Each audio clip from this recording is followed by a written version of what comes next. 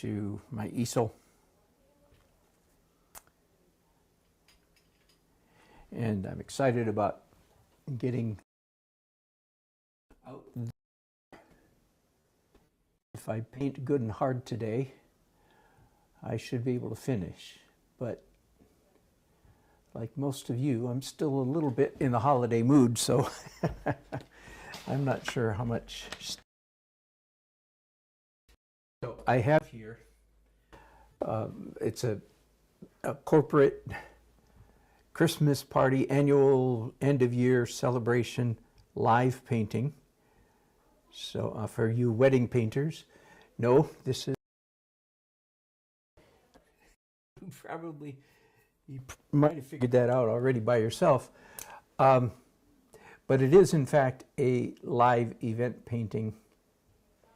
I did about 3 hours of work. And I've probably done 6 hours, maybe 6 hours of work since then. All right, so let me tell you,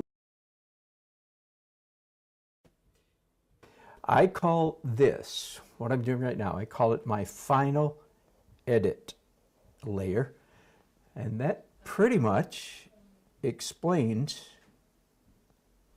what I'm doing.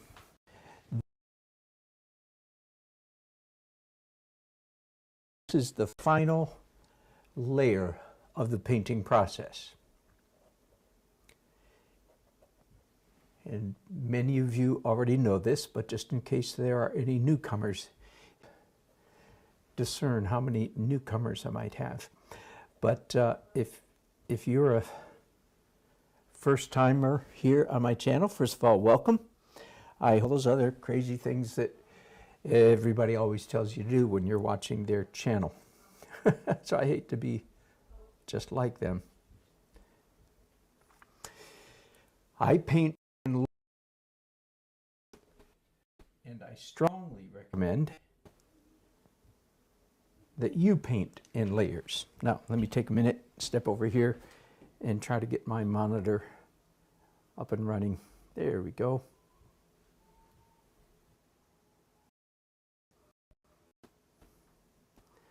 So I can see live chats as they happen. I'll give myself just a little bit of volume, not that much. All right. And I strongly recommend, especially if you happen to be what I call an early journey painter. Nothing wrong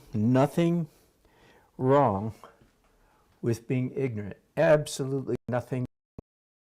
Know how to do something. We all start out ignorant. I started out ignorant. There is something wrong with staying ignorant, however.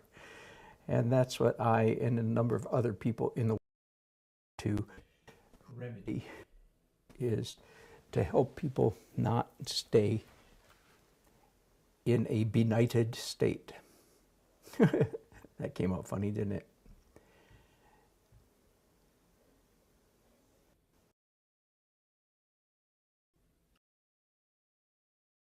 Information, again, if you're an early journey painter.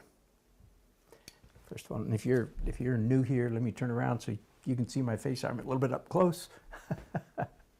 This also gives you a sense of scale, how big.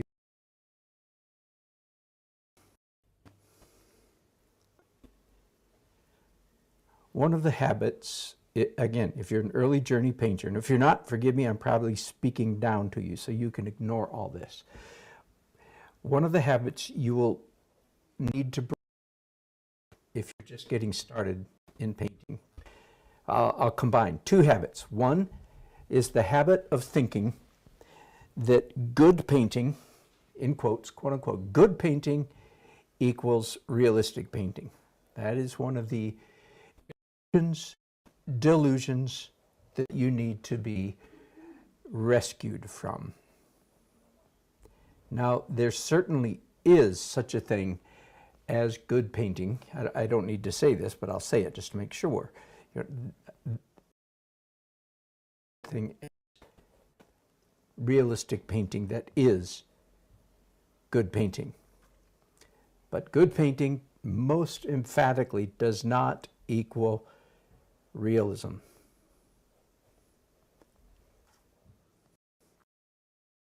There's a lot more to say about that. We'll just leave that for a minute and go back to talking about, by the way, you can see my palette here. Let me explain a little bit what this is. Titanium white, although back to the main camera for a second.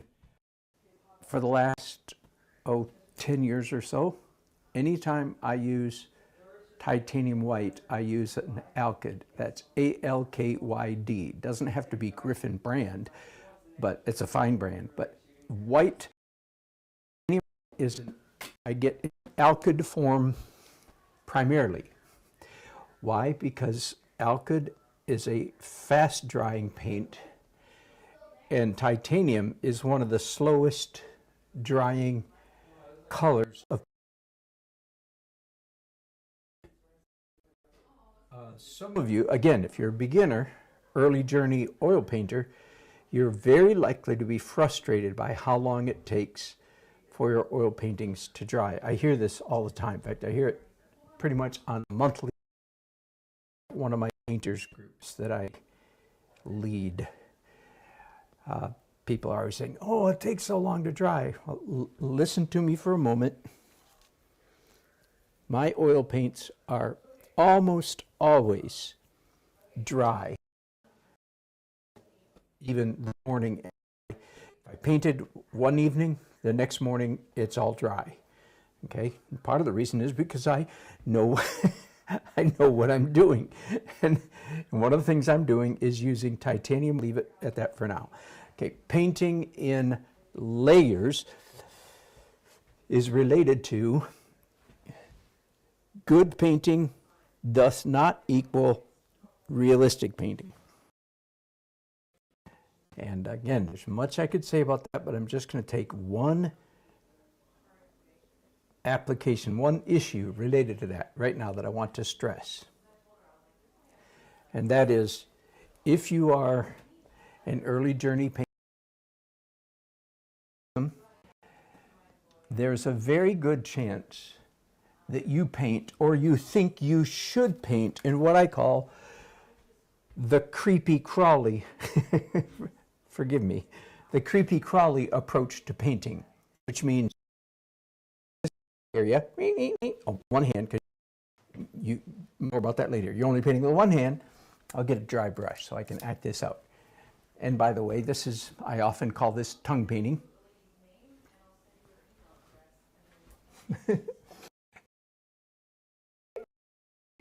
Mixy, mixy, mixy. Mixy, mixy, mixy. Mixy, mixy. So I'm doing this girl's shirt here. And then, ta-da! The girl's shirt is finished. Off the camera. The girl's shorts are finished. And then you creepy crawly to the next zone. And you paint this zone. Then you creepy crawly to the next zone. And you paint this zone. And that's what you do. You paint like fungus growing on a petri dish. And I know I'm being a little bit offensive, just a little bit, because you're saying, wait a minute, I don't want to paint like a fungus. Okay, good. Operandi is I am a teacher, and teachers, good teachers don't say what the students want to hear. Good teachers say what the students need to hear. So even if that means bordering on the slightly offensive, so that you will get the point. So once again, I'm putting things together. Number one, the best painting in the world is not necessarily the most realistic. In fact, quite the contrary, but that's all I'm going to say about that for the moment.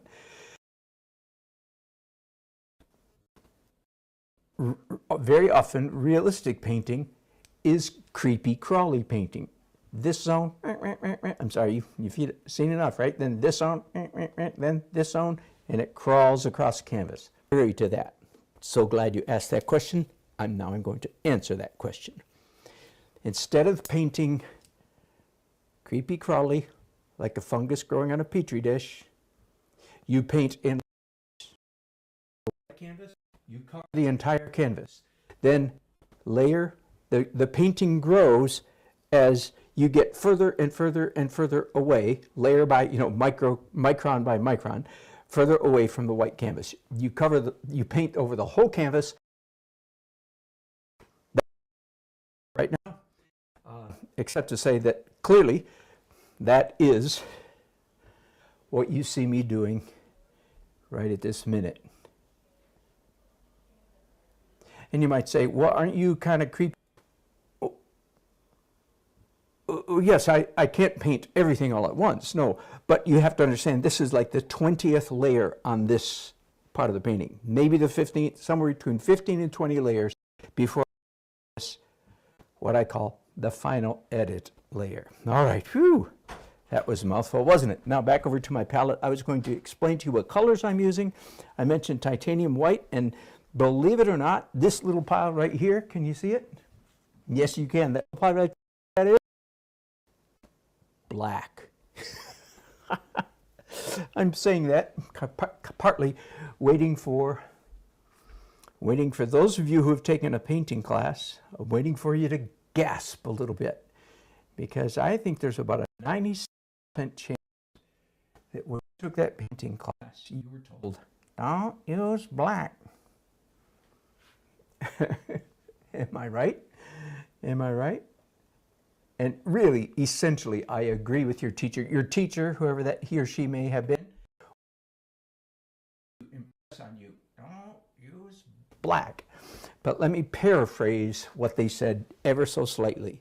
What they really meant was, don't misuse black. Very, very correct in issuing that warning.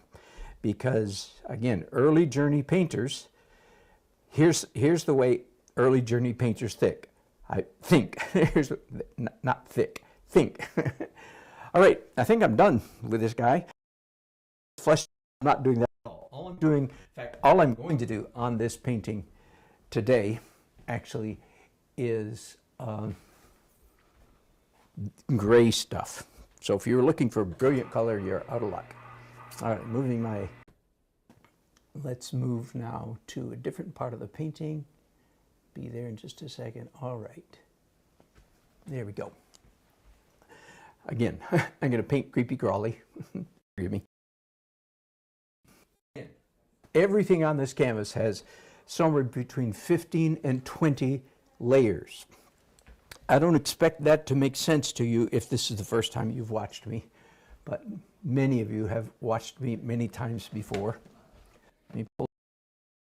You can see it, what it is. So it's this woman right here. The assignment in this particular commission is, the assignment is not,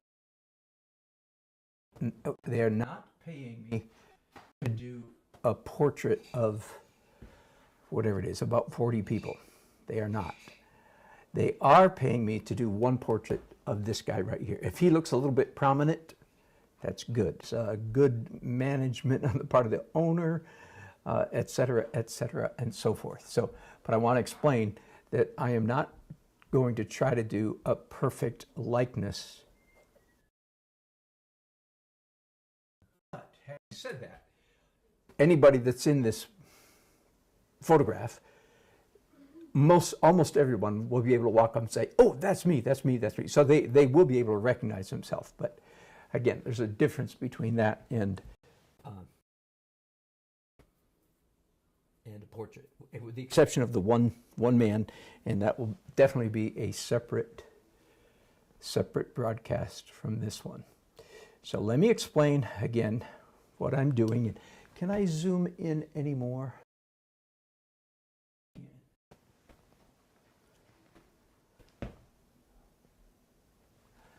All right, I want you to be able to see what I'm doing. Again, 15 or 20 layers into the process already is what I call the final edit layer, which means pretty much exactly what it sounds like. This is supposed to be, someday I'll tell you how I sometimes the system, so to speak, when this is not the final edit layer, but I won't bother doing that today. This is supposed to be the last time I touch this part of the canvas. I'm going to come back, of course, probably not in a live broadcast.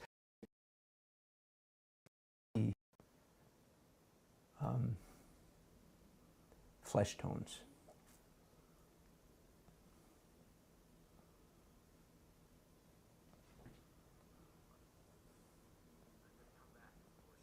Okay.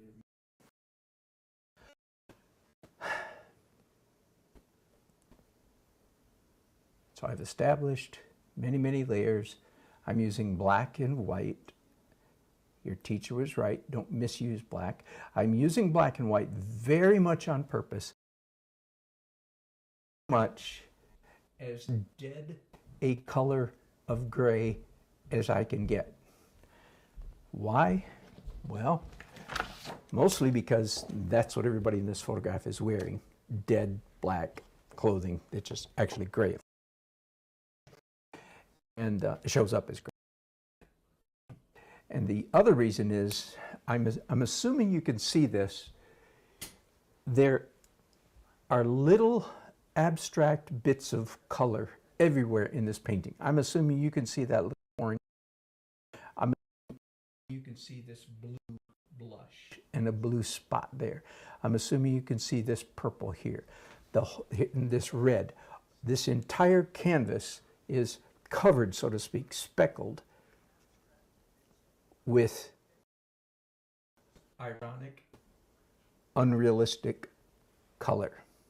Okay? So that explains a little bit why I am intent on putting what I'm going to call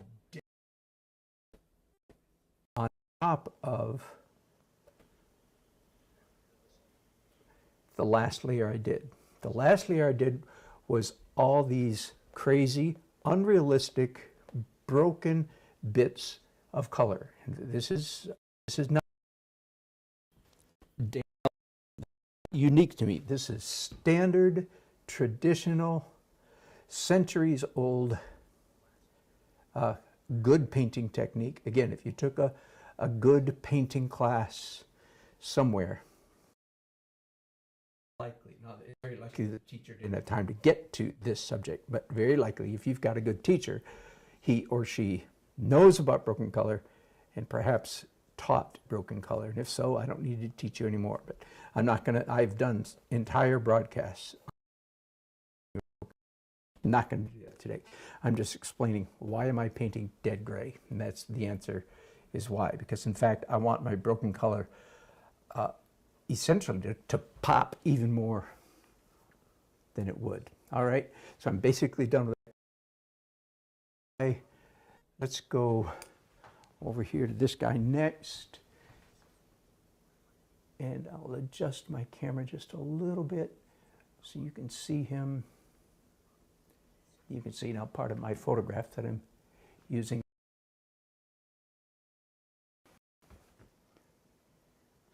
And I'm glad to see a couple of people are watching me. Please feel free to leave a comment. Love to hear who's watching, love to see who's watching.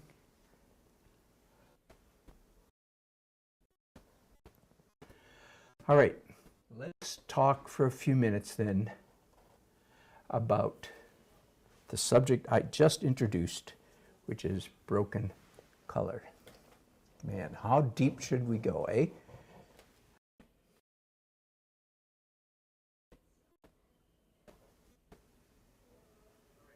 All right, are you ready for a lecture? You ready for a good art lesson lecture? Good. I just started broadcasting without grabbing a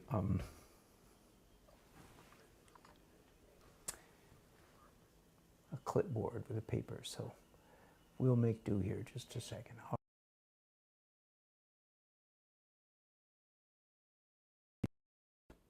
I'm going to lecture for a minute. You okay with that? Oh, let me zoom in a little bit. Let me zoom in on that just a little bit. Bear with me. All right. This rectangle, we'll pretend that that rectangle represents a beautiful painting. All right? And this down here is a human being with glasses or looking at a beautiful art and smiling.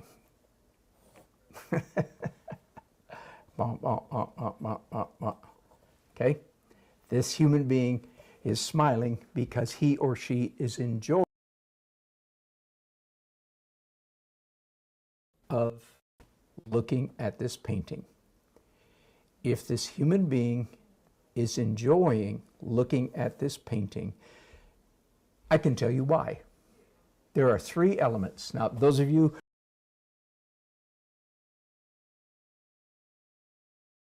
go make yourself a sandwich, go take a break, pour yourself a lemonade or a cup of coffee because you've heard this 1,000 times, but there might be somebody new. So here we go.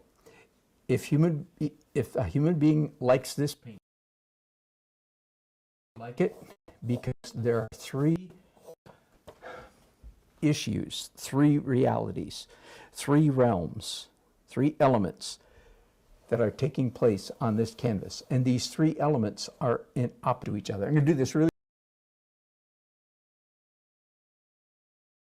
fast broadcast, but I want to illustrate this principle on the painting I'm working on. Okay, the first element is I'm simply going to call realism. If you're painting a smiling because he recognizes some realism. Now, by the way, if you're getting a Master of Fine Arts degree, your professors hate this. So if you got an MFA, you're brain damaged. This doesn't apply to people with MFA. I'm only talking about normal human beings, not Master of Fine Arts people. I'm being a little snarky, but also I'm telling you the truth. All right. Then in the opposition to that is what I call, and again, you old timers, you're yawning already and say, good grief, how many times is he going to say this? I'm going to say it till you get it. History of human movement means man or Russian like this, my movement left a mark, and the mark is a history of the movement that I made. That's all I'm going to say. Now, the third point of the triangle down here are the, I'll even give you a number, 6 elements. This is traditional. If you had a half-baked art class in high school, even junior high, elements of the 6 elements of design. Some teachers, because they're adding realism into design. These are against each other. They don't go together, they push apart. All right. The 6 elements of design are line, shape, color, design, or composition. Repeat with me. Line, shape, color, design, value, texture. Line, shape, color, design, value, texture. Line, shape, color, design, value. I just did this last week, so again, forgive me. You old timers, I'm driving you nuts. Let's talk, I'm just going to talk. What this means is if Joe Human is looking at the painting and smiling, it's because there's some realism there, there's history of human movement, and there are not just elements of design, but interesting lines, interesting shapes, interesting colors, interesting design composition, interesting values, and interesting textures. Now, I could also call this line, shape, color, design, value, texture. color design value. I could also call this the six, forgive me, the 6 problems that every artist must solve in every work. Every artist must solve.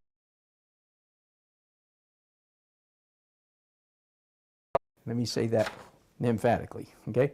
You do not need to resolve those 6 problems the way I do, but you absolutely do them your way.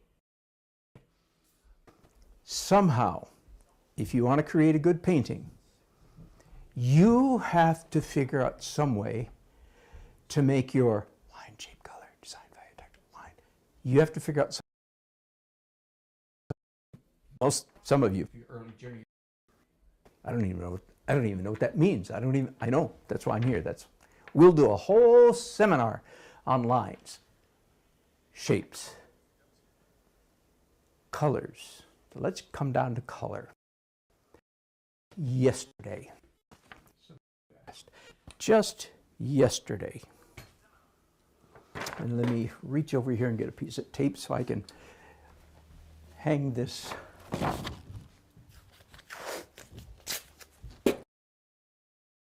and talk about it for a few minutes. There we go. Am I on the screen? There we go. All right. Just yesterday, this is the way my brain works. Just yesterday, I thought, you know what? I should spend an entire, I could spend an entire weekend clinic talking about interesting color, but I won't. Here's just a list of bullet points. Should be, if you're listening to me, you should be asking that question. What do you mean? I'm sorry, you don't ask it with that tone of voice, but somebody does. Not you, but somebody. You and I both know who. Somebody says, what do you mean color? I don't know what that means. Okay, good. That's what I'm here to tell you. What constitutes interesting color?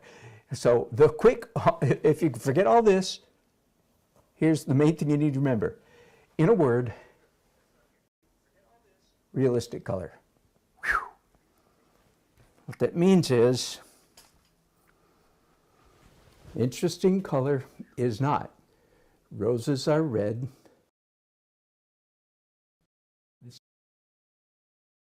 the grass is green, trees are green, their chunks are brown, faces are flesh color.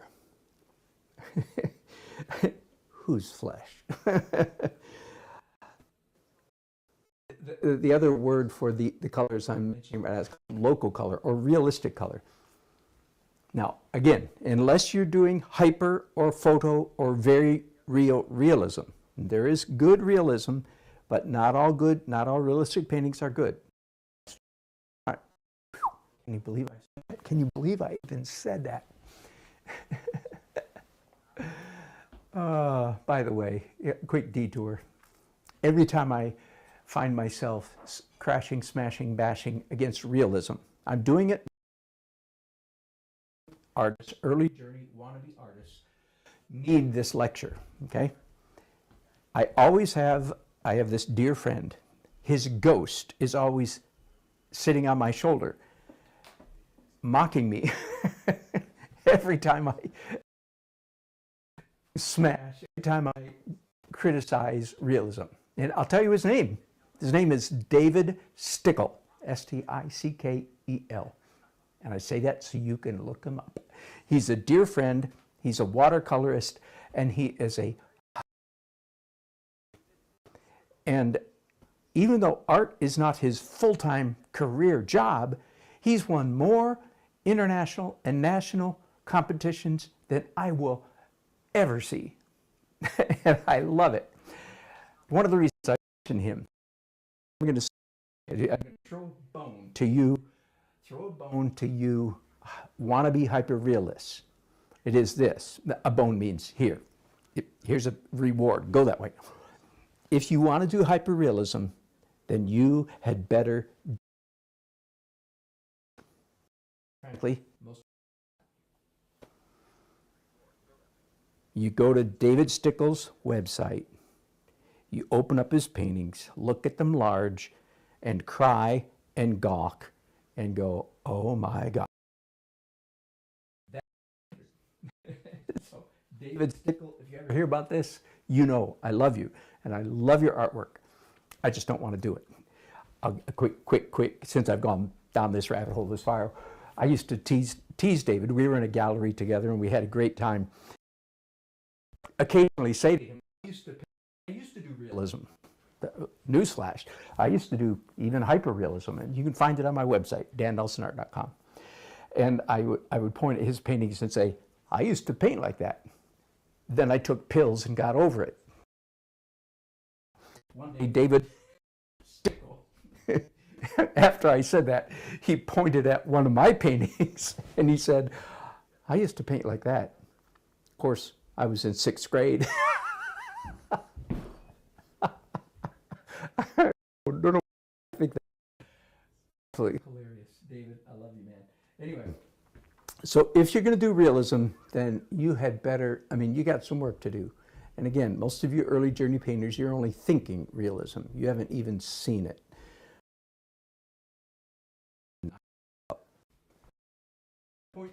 Most of you shouldn't be going down that road because that's only one of the 3 points on this triangle. The other 2 are even more important than the realism. All right, so back to have a bunch of bullet points. I can't dwell on these at great length, but surprise color, that's anything but the expected color. Vibrating color, that is especially referenced to broken color, which is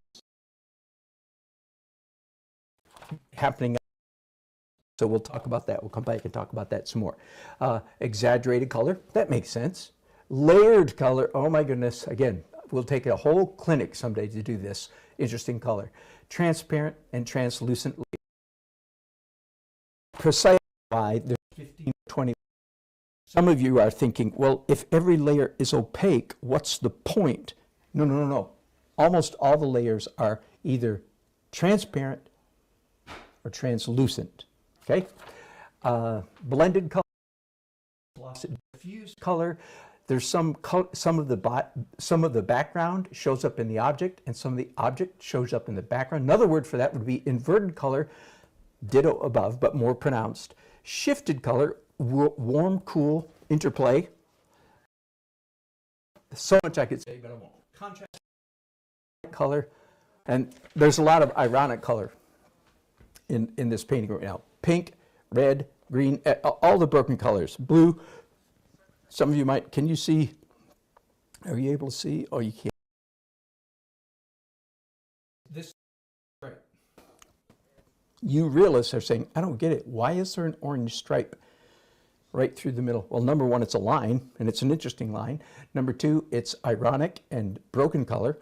I haven't explained what broken color is. The position with realism. Clearly, you can see I am a realist, not a hyper-realist, but a realist. You can tell that's a human being. You can tell it's a big guy with a beard and his arms folded and tattoos, etc., etc., etc. Etc. All right, that's all I'm going to talk about. End of lecture. And a couple of you left chats. Mark, am I sound issues?